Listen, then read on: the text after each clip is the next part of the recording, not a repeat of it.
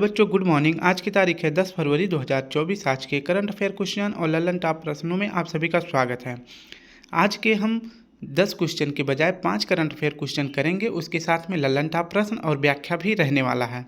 इसके बाद हम 10 क्वेश्चन रिवीजन के तौर पर कंप्लीट करेंगे, जो कि आने वाले कल जो एग्ज़ाम है RO उससे संबंधित महत्वपूर्ण प्रश्न भी हमने ऐड कर रखे हैं।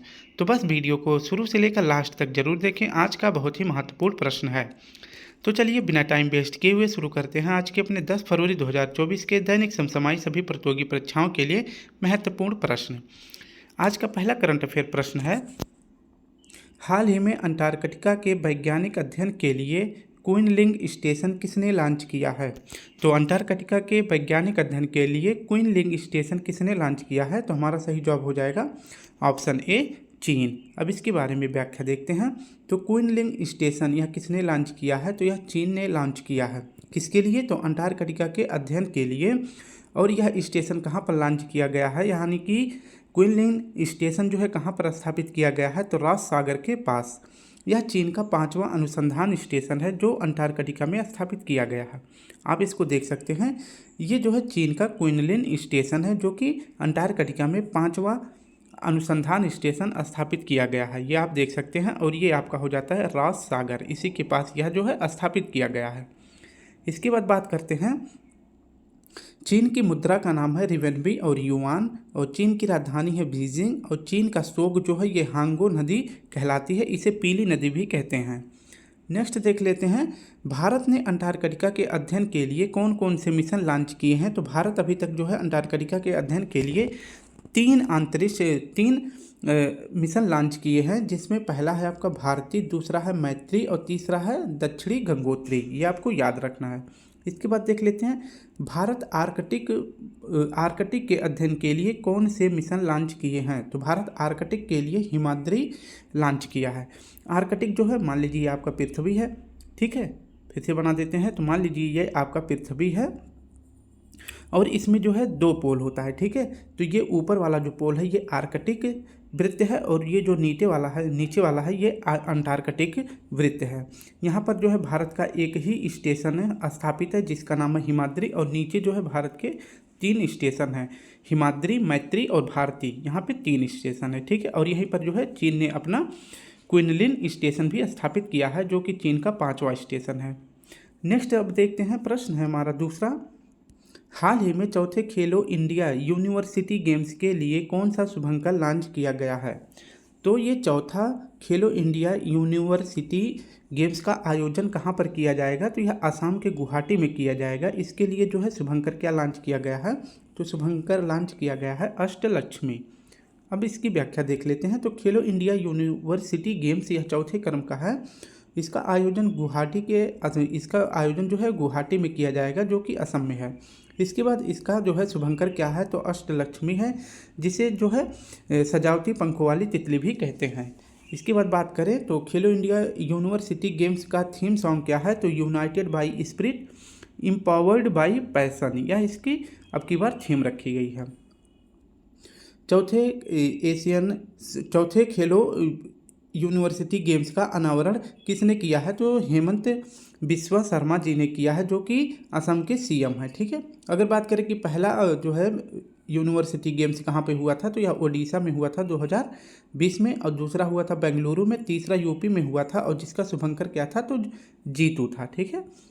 अब नेक्स्ट देख लेते हैं, छठे खेलो इंडिया यूथ गेम्स का शुभंकर क्या है? तो इसका शुभंकर है बीरामंगाई, और इसका आयोजन तमिलनाडु के 4 स्थानों पर किया गया था, ठीक है। और अगर बात करें 37वें राष्ट्रीय खेल का शुभंकर क्या है? तो मोगा है। और 37वां राष्ट्रीय खेल का आयोजन कहाँ पे किया गया था? तो यह गोवा में किया गया था। इसमें पहला स्थान किसका है? तो पहला स्थान है महाराष्ट्र का। और 38वां यूथ गेम्स का आयोजन कहाँ पे किया जाएगा? तो उत्तराखंड में किया जाएगा। पहला खेलो इंडिया पैरा गेम्स का आयोजन कहाँ पर किया गया है? तो इसका आयोजन दिल्ली में किया गया है, और इसका शुभंकर है उज्ज्वला जो है नई दिल्ली का राजकीय पक्षी का नाम है, जो कि गौरैया का नाम है, ठीक है। इसके बाद देख लेते हैं, इसमें जो है पहला खेलो इंडिया पैरा गेम्स में पहला स्थान किस राज्य का था? तो हरियाणा का था। इसके बाद तीसरा प्रश्न है, हाल ही में क्रिकेट के तीनों फॉर्मेट में टॉप पर पहुंचने वाले क्रिकेट इतिहास के पहले गेंदबाज कौन बने हैं?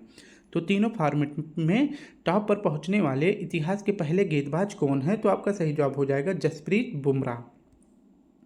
जसप्रीत बुमराह जो है तीनों फॉर्मेट यानी टेस्ट, वनडे और T20 तीनों फॉर्मेट में विश्व के पहले गेंदबाज बन गए हैं।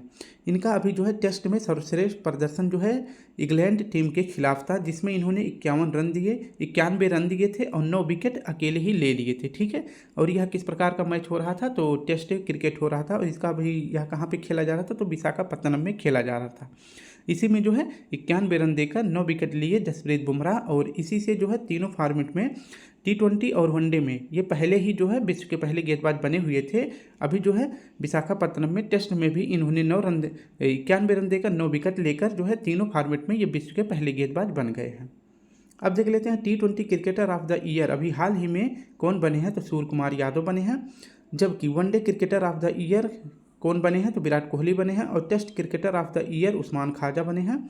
और किस क्रिकेटर को अभी हाल ही में अर्जुन अवार्ड प्राप्त हुआ है? तो आपका सही जवाब हो जाएगा मोहम्मद शमी को। ICC वर्ल्ड कप में गोल्डन बॉल किसे मिला था? तो मोहम्मद शमी को मिला था। इसके बाद गोल्डन बैट किसे मिला था? विराट कोहली को मिला था। और ICC वर्ल्ड क्रिकेट का जो है शुभंकर क्या था? तो क्रिकटोवर से इसका शुभंकर था।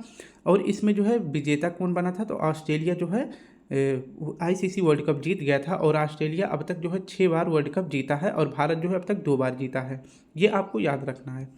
नेक्स्ट देख लेते हैं चौथा प्रश्न है हाल ही में उत्तर प्रदेश के अयोध्या में राम मंदिर दर्शन करने वाले पहले विदेशी नेता कौन बने हैं? तो राम मंदिर के अयोध्या में उत्तर प्रदेश के अयोध्या में राम मंदिर का दर्शन करने वाले पहले नेता कौन बने हैं? तो आपका सही जवाब हो जाएगा ऑप्शन बी, विमान प्रसाद। व्याख्या देखते हैं कि राम मंदिर दर्शन करने वाले पहले विदेशी नेता कौन बने हैं? तो फिजी के उप प्रधानमंत्री जिनका नाम है विमान प्रसाद, ये जो है पहले विदेशी नेता बन गए हैं। अगर बात करें कि जो है फिजी का जो है राजधानी क्या है? तो फिजी का राजधानी है सुबा। मंदिर से जुड़े कुछ इतिहास के बारे में देख लेते हैं क्योंकि प्रश्न भी बन सकता है। तो मंदिर जो है मंदिर का ढांचा मतलब मंदिर का जो स्वरूप बदल के मस्जिद कब बनाई गई थी? तो 1528 में बाबर का जो सेनापति था मीर बक्की ने मस्जिद बनाई थी, यानी कि मंदिर का जो ऊपरी हिस्सा था उसको तोड़कर उस पर जो है मस्जिद का स्वरूप दे दिया था। लेकिन 6 दिसंबर 1992 में जो मीर बाकी ने मस्जिद का ढांचा दिया था उस बाबरी ढांचा को गिरा दिया गया। इसके बाद यह मामला जो है कोर्ट में चला जाता है और 2019 को सुप्रीम कोर्ट के 5 न्यायाधीश की पीठ की सुनवाई होती है, जिसमें मुख्य न्यायाधीश कौन थे? तो रंजन गोगोई थे। इन्होंने जो है मंदिर के पक्ष में फैसला सुनाया था और मस्जिद के लिए इन्होंने 5 एकड़ भूमि दान करी और इसके बाद जो है 2.77 एकड़ भूमि जो है श्री राम लला को दे दिया। ठीक है, इसके बाद देख लेते हैं कि 5 अगस्त 2020 को यहाँ पे शिलान्यास किया जाता है पीएम मोदी जी के द्वारा और 22 जनवरी 2024 को प्राण प्रतिष्ठा भी किया जाता है पीएम मोदी जी के द्वारा। इसके बाद बात करें तो अयोध्या मंदिर किस शैली में बना है? तो यह नागर शैली में बना है, यानी कि उत्तर भारत के जितने भी मंदिर होते हैं वो नागर शैली में बनते हैं, जबकि जो साउथ इंडिया के जितने भी मंदिर होते हैं वो जो है किस शैली में बनते हैं? तो वो द्राविड़ शैली में बनते हैं। ठीक है, तो ये आपको याद रखना है। अयोध्या मंदिर के वास्तुकार कौन है? तो श्री चंद्रकांत सोमपुरा जी हैं। और वहीं अगर बात करें श्री रामलला मूर्ति के वास्तुकार कौन है? तो मूर्ति के वास्तुकार है श्री अरुण योगीराज जी। 5वां प्रश्न देख लेते हैं हाल ही में केंद्र सरकार ने किसे भारत रत्न से सम्मानित करने की घोषणा की है? तो आपका सही जवाब हो जाएगा ऑप्शन डी, उपर्युक्त तीनों। अभी देख लेते हैं कि भारत सरकार के द्वारा जो भारत रत्न 3 व्यक्तियों को देने की घोषणा की गई है। पहले हैं चौधरी चरण सिंह, दूसरे MS स्वामीनाथन और तीसरे PV नरसिम्हा राव। और इनके पहले 2 लोगों को और घोषणा किया गया है, कर्पूरी ठाकुर जो कि पूर्व मुख्यमंत्री है कहाँ के? बिहार के। इसके बाद लाल कृष्ण आडवाणी, ये पूर्व प्रधानमंत्री रह चुके हैं अटल बिहारी वाजपेयी के समय में। अब देख लेते हैं विश्व में हरित क्रांति के जनक कौन माने जाते हैं? तो नॉर्मन बोरलॉग माने जाते हैं। अगर भारत में देखें हरित क्रांति के जनक कौन माने जाते हैं? तो MS स्वामीनाथन जी माने जाते हैं। हरित क्रांति शब्द का जो है शब्द किसने दिया था? तो विलियम गॉड ने दिया था। पहली बार भारत रत्न पुरस्कार किसे मिला था? तो यह मिला था 1953 में, 1954 है।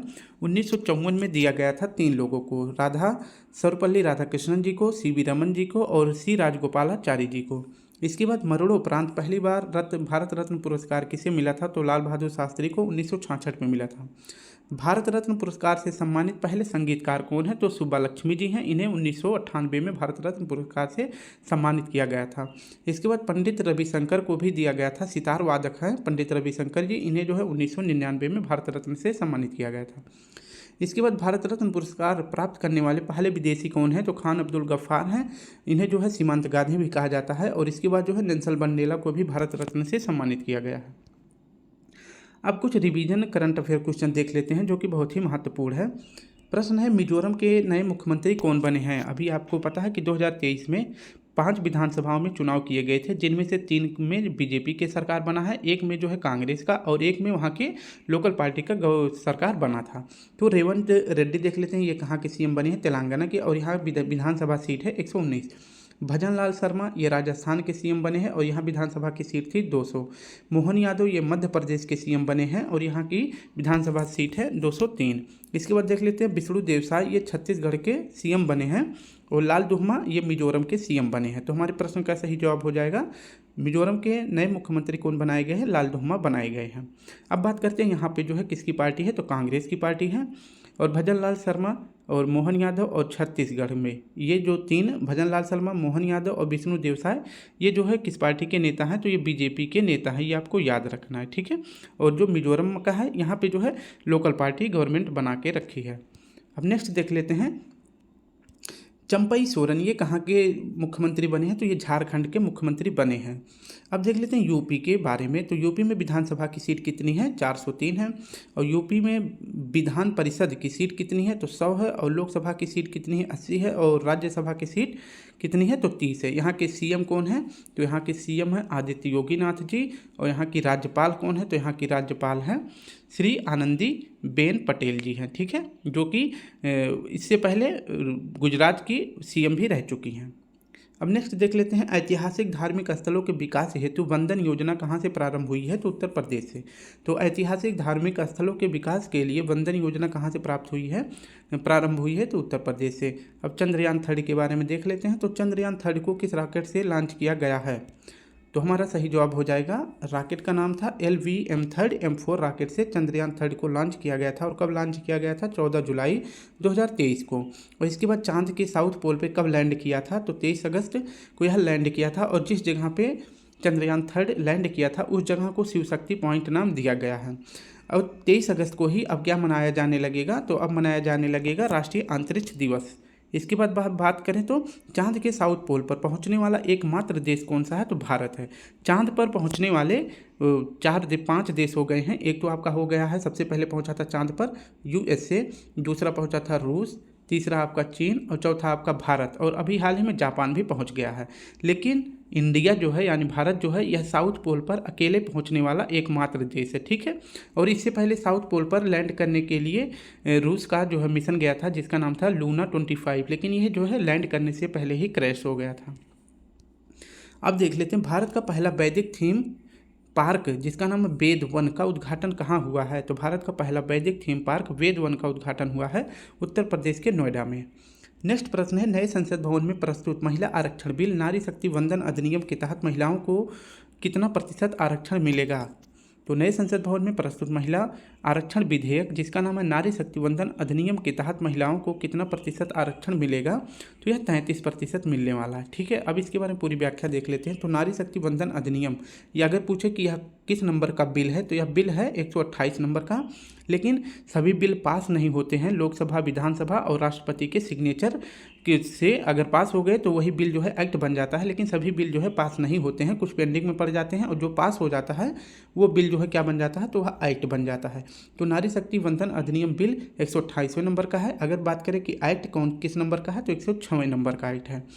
और यह किस तारीख को लागू हुआ यानी कि राष्ट्रपति ने इस पर कब सिग्नेचर किए थे? तो 29 सितंबर 2023 को इस पर राष्ट्रपति के द्वारा सिग्नेचर कर दिया जाता है और यह बिल जो है तब क्या बन जाता है? एक्ट बन जाता है। यह बिल को पेश किसने किया था? तो इस बिल को पेश किया गया था संसद में अर्जुन मेघवाल जी के द्वारा, जो कि वर्तमान में कानून मंत्री हैं। लोकसभा और विधानसभा दोनों में जो है महिलाओं को इसमें 33% आरक्षण मिलने वाला है। अगर बात करें जीएसटी का बिल कितना था, तो बिल नंबर जीएसटी का कितना था, तो बिल 122 नंबर का था, लेकिन जीएसटी का जब बिल पास हो जाता है तो यह एक्ट जो है 101वें नंबर का बनता है। छठा प्रश्न देख लेते हैं, प्रधानमंत्री नरेंद्र मोदी द्वारा पुराने संसद भवन का क्या नाम रखा गया है। तो जो पुराना संसद भवन था उसका नाम प्रधानमंत्री मोदी जी के द्वारा क्या रखा गया है, तो संविधान सदन रखा गया है। नए संसद भवन का उद्घाटन कब किया गया था, तो 28 मई को किया गया था, 28 मई 2023 को। क्यों 28 मई को किया गया था, क्योंकि इस दिन जो है वीर सावरकर जी का हैप्पी बर्थडे होता है, ये आपको याद रखना है। नए संसद भवन के वास्तुकार कौन है, तो बिमल पटेल है। नए संसद भवन में लोकसभा की सीटें कितना है, तो 888 है, और बाकी अगर बात करें राज्यसभा की तो 384 है। नेक्स्ट प्रश्न देख लेते हैं, 7वां, गंगा डॉल्फिन को राज्य जलीय जीव किसने घोषित किया है। तो राज्य जलीय जीव गंगा डॉल्फिन को किसने घोषित किया है, तो उत्तर प्रदेश ने घोषित किया है। अगर बात करें कि राष्ट्रीय जलीय जीव कौन सा है, तो यह भी गंगा डॉल्फिन है। इसे कब घोषित किया गया था, तो 5 अक्टूबर 2009 को राष्ट्रीय जलीय जीव बनाया गया था गंगा डॉल्फिन को। और कब बनाया गया था, तो 5 अक्टूबर 2009 को। इसके बाद इसलिए हर साल को जो है 5 अक्टूबर को राष्ट्रीय डॉल्फिन दिवस मनाया जाता है। अगर बात करें कि भारत का राष्ट्रीय नदी कौन सा है, तो यह गंगा है, और इसे कब घोषित किया गया था, तो 2010 से राष्ट्रीय नदी हमारी गंगा बन गई है। 8वां प्रश्न देखते हैं, भूटान के नए प्रधानमंत्री कौन बने हैं, तो शेरिंग टोब्गे बने हैं। कौन बने हैं, तो शेरिंग टोब्गे बने हैं। अगर बात करें शेख हसीना, ये 5वीं बार प्रधानमंत्री किस देश की बनी है, तो बांग्लादेश की बनी है। पुष्प कमल दहल प्रधानमंत्री कहाँ के बने हैं, तो नेपाल के बने हैं। रनील विक्रमसिंघे राष्ट्रपति कहाँ के बने हैं, तो ये श्रीलंका के बने हैं। 51 लाख दीपों के साथ देव दिवाली कहाँ मनाई गई है, तो वाराणसी में मनाई गई है। तो 51 लाख दीपों के साथ देव दिवाली कहाँ पर मनाई जाती है, तो यह मनाई जाती है वाराणसी में। लास्ट प्रश्न देख लेते हैं, 19वां एशियाई खेलों में भारतीय दल का ऑफिशियल स्पॉन्सर किससे बनाया गया है। तो 19वां एशियाई खेलों में भारतीय दल का ऑफिशियल स्पॉन्सर बना है अमूल दूध पीता है, ये आपको याद रखना है। और क्रम कौन सा है, तो एशियाई खेलों में एशियाई खेलों का आयोजन किया गया था कहाँ पर, हांगजो चीन में इसका आयोजन किया गया था। अगर क्रम पूछे कौन सा है, तो क्रम है ये 19वां क्रम। इसमें जो है भारत ने कितने पदक जीते थे और भारत की रैंक क्या थी, तो भारत की रैंक थी 4th नंबर पर। इसमें जो है पहला स्थान 19वां एशियाई खेलों में पहला स्थान था चीन का, ठीक है। और इसमें भारत का टोटल पदक कितना था, तो 107 पदक था। इसमें अगर बात करें कि पहला एशियाई खेल कहाँ पर हुआ था, तो पहला एशियाई खेल हुआ था नई दिल्ली में 1951 में, ठीक है। और अगर बात करें कि 4th एशियाई पैरा खेल में जो दिव्यांग खिलाड़ियों के लिए एशियाई खेल हुआ था 4थे क्रम का, इसमें भारत की रैंक कौन सी थी, मतलब कितनी थी, तो 5वीं रैंक थी। और इसमें भारत ने टोटल 53 पदक जीते थे। स्टूडेंट, इस प्रकार से हमने आज के 5 करंट अफेयर क्वेश्चन और साथ में 10 पुराने करंट अफेयर क्वेश्चन जो बहुत ही महत्वपूर्ण थे उनको कंप्लीट कर लिया। अगर वीडियो अच्छी लगे तो please student like share comment जरूर करें। कल फिर मिलते हैं एक नए टॉपिक के साथ, तब तक के लिए आप सभी को प्यारा सा जय हिंद जय भारत।